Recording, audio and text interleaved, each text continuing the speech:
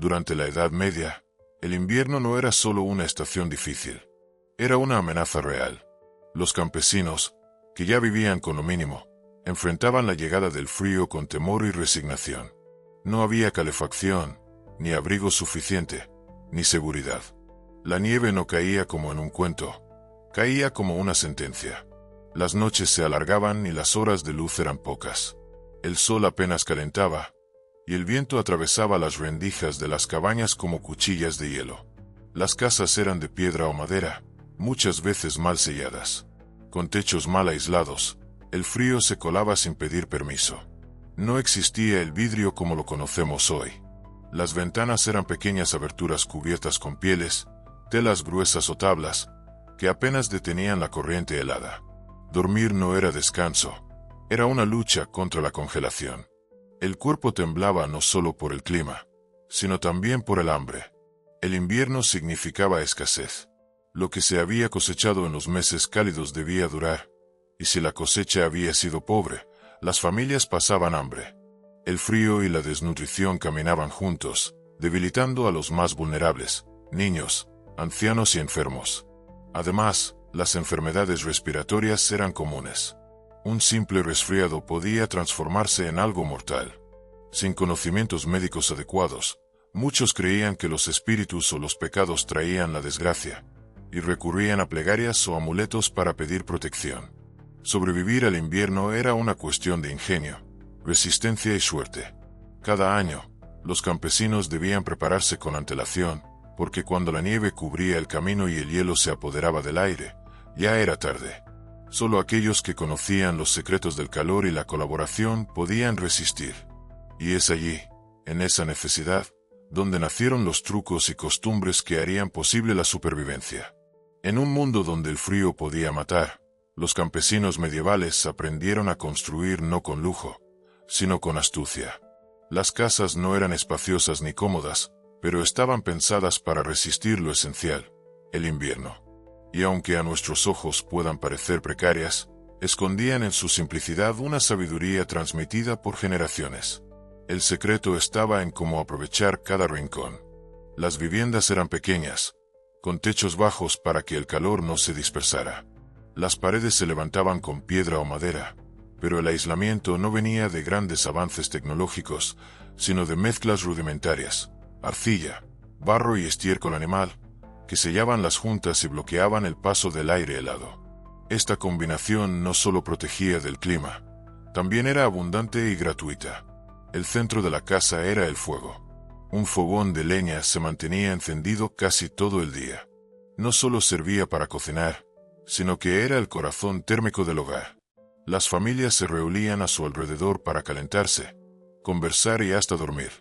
El humo, aunque molesto, ayudaba a secar la humedad y mantener lejos a ciertos insectos, incluso si salía por un simple agujero en el techo.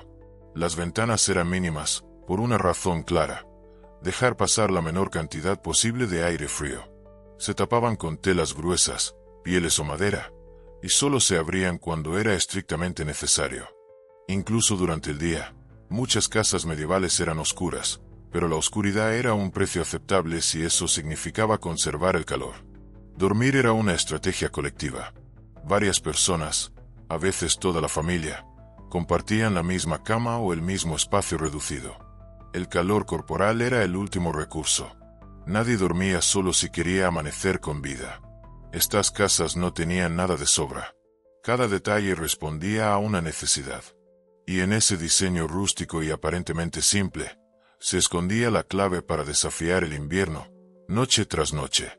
Si las casas eran la primera barrera contra el invierno, la ropa era la segunda.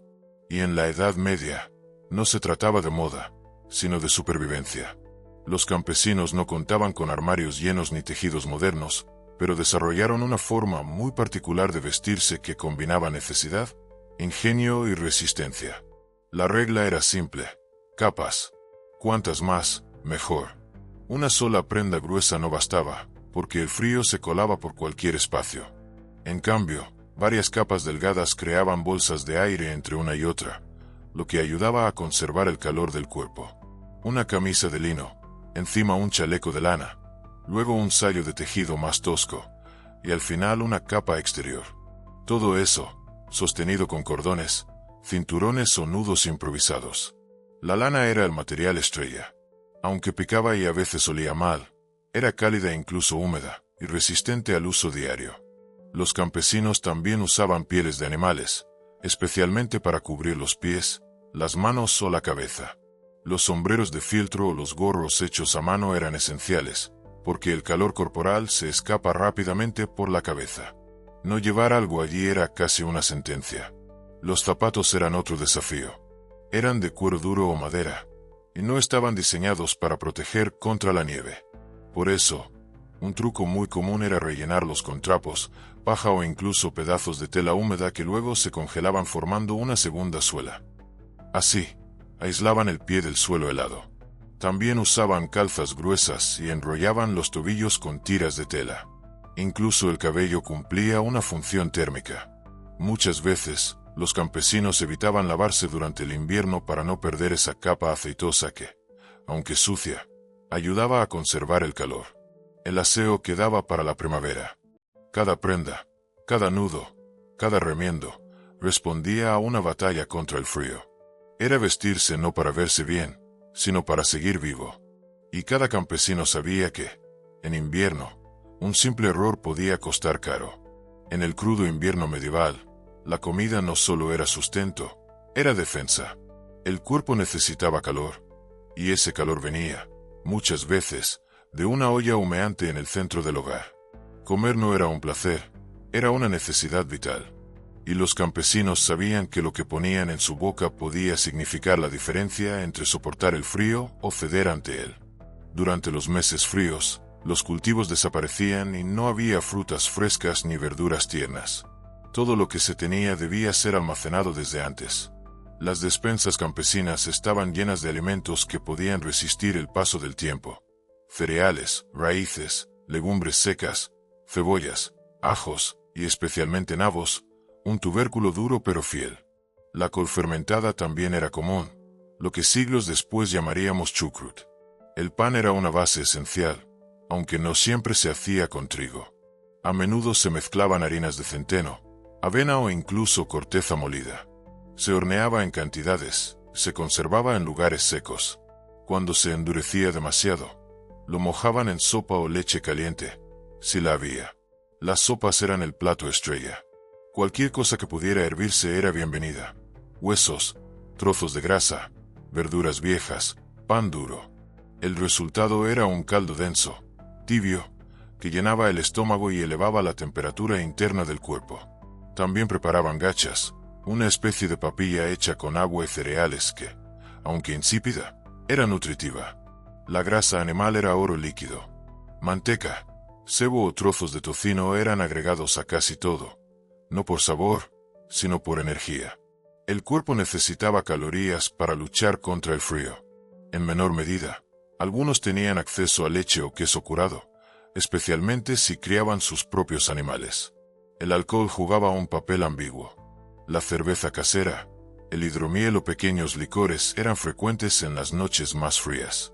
Aunque daban una sensación momentánea de calor, también debilitaban el cuerpo si se abusaba. Aún así, muchos campesinos los consideraban un alivio en medio de la penumbra invernal. La cocina medieval no era abundante ni variada, pero estaba pensada para resistir.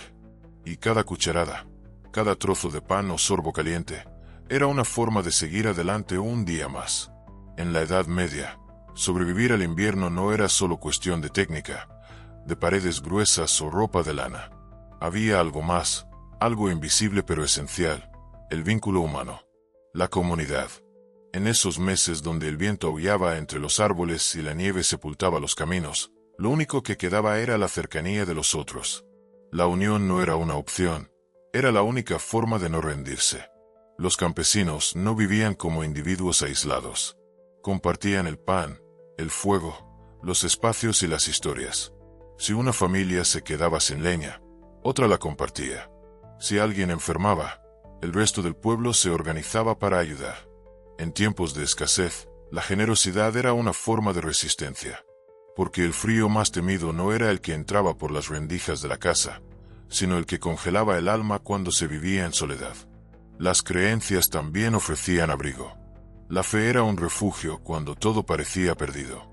Las oraciones se recitaban con devoción al pie del fuego, y los santos eran invocados como protectores del hogar. Muchos creían que el invierno era una prueba divina, una purificación del alma, o incluso un castigo por faltas cometidas. Encendían velas no solo para alumbrar, sino para alejar la oscuridad interior. Y si la iglesia quedaba demasiado lejos, los símbolos colgados en casa, como cruces o ramas benditas, servían como escudo espiritual. Junto a la religión, persistían antiguas supersticiones. Algunos enterraban cuchillos en la tierra para cortar el frío. Otros ataban trapos rojos en las ventanas para ahuyentar a los malos espíritus del invierno. Eran actos simples, pero cargados de intención.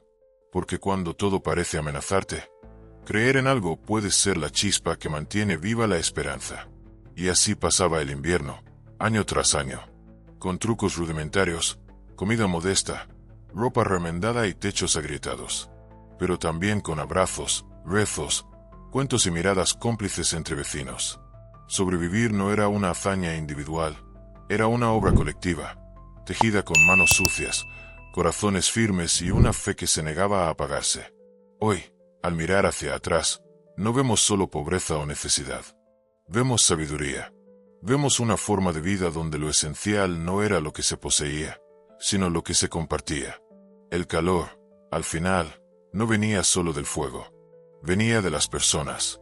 Y esa, tal vez, fue la mayor victoria de los campesinos medievales frente al invierno.